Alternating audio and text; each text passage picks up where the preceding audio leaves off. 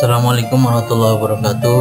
Para siswa sekalian, bertemu kembali di mata pelajaran Pendidikan Agama Islam.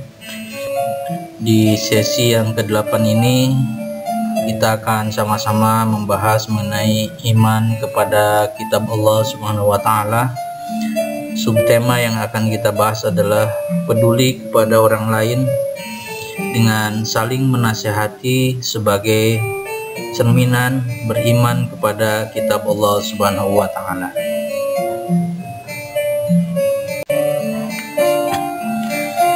Iman kepada kitab Allah Subhanahu wa taala. Sebagaimana kita pahami bersama bahwa Allah Subhanahu wa taala menurunkan Alkitab kepada umat manusia melalui para nabi dan para rasul adalah sebagai tuntunan dan pedoman hidup manusia di dunia dan di akhirat. Di dalam Quran surat Al-Maidah ayat yang ke-48 dijelaskan bahwa likulli ja'alna minkum syir'atan wa minhaja. Untuk tiap-tiap umat di antara kamu kami berikan aturan dan jalan yang terang. Allah Subhanahu wa taala menurunkan kitab di muka bumi ini 4 macam kitab, dan kita sebagai umat muslim wajib untuk mengimani kitab-kitab tersebut. Kitab yang pertama adalah kitab Taurat. Kitab Taurat adalah kitab yang diturunkan atau diwahyukan kepada Nabiullah Musa alaihissalam untuk memberikan bimbingan kepada kaum Bani Israel tentang 4 hal.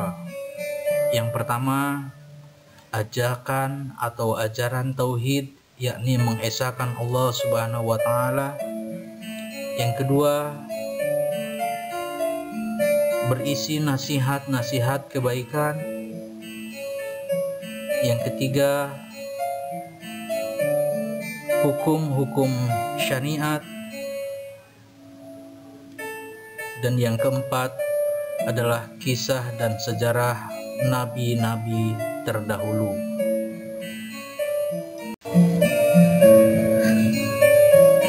Yang kedua adalah kitab Jabur. Jabur artinya menulis.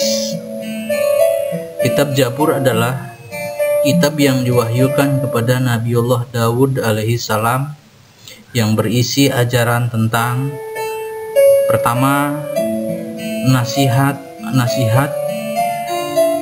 Yang kedua, pelajaran tentang hikmah.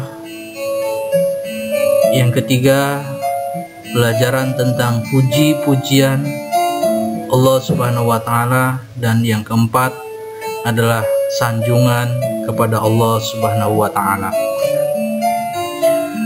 Yang ketiga yakni kitab Injil.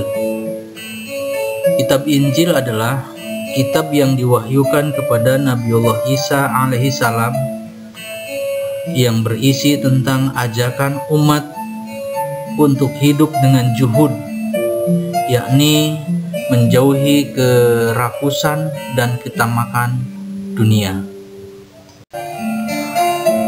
Yang keempat adalah kitab Al-Quran. Al-Quran menurut bahasa artinya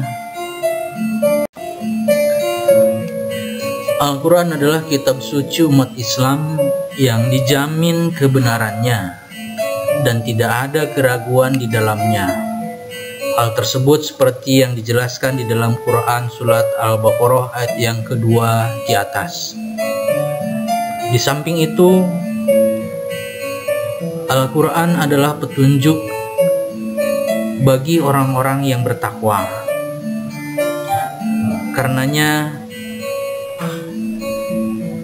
mari kita jadikan Al-Quran sebagai penolong dalam kehidupan, dalam kegelapan hidup di dunia. Bukan kegelapan dari tidak adanya matahari, tetapi kegelapan dari nur ilahi atau cahaya Allah Subhanahu wa Ta'ala. Inilah yang akan menjadikan kita selamat dunia dan akhirat. Sebagai umat Islam, kita memiliki kewajiban dan tanggung jawab untuk menyampaikan kalam Allah atau Al-Quran kepada seluruh umat manusia. Al-Quran merupakan kitab suci umat Islam yang harus dijadikan petunjuk dan pedoman dalam menjalani kehidupannya, agar sesuai dengan tuntunan syariat ajaran agama Allah Subhanahu wa Ta'ala. Kita perhatikan di lingkungan kita banyak didirikan taman pendidikan Al-Quran atau TPQ atau majelis-majelis ilmu, majelis-majelis pengajian sebagai sarana untuk mensyiarkan Al-Quran.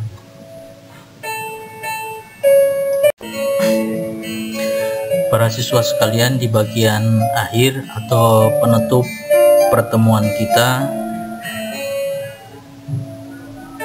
mengenai iman kepada kitab Allah Subhanahu wa Ta'ala, anak sekalian, kitab Allah Subhanahu wa Ta'ala, baik kitab Taurat, kitab Jabur, kitab Injil, dan kitab Al-Quran adalah kitab Allah yang pasti kebenarannya, karena mengajarkan tentang ketauhidan kepada Allah Subhanahu wa Ta'ala. Al-Quran adalah kitab suci umat Islam yang menjadi penyempurna kitab-kitab umat-umat terdahulu. Karenanya berpegang teguhlah kalian kepada Al-Quran agar selamat dunia dan akhirat. Demikian materi yang kita bahas pada pertemuan kali ini. Kita tutup dengan sama-sama membaca hamdalah. Alhamdulillahirrabbilalamin. Terima kasih. Assalamualaikum warahmatullahi wabarakatuh.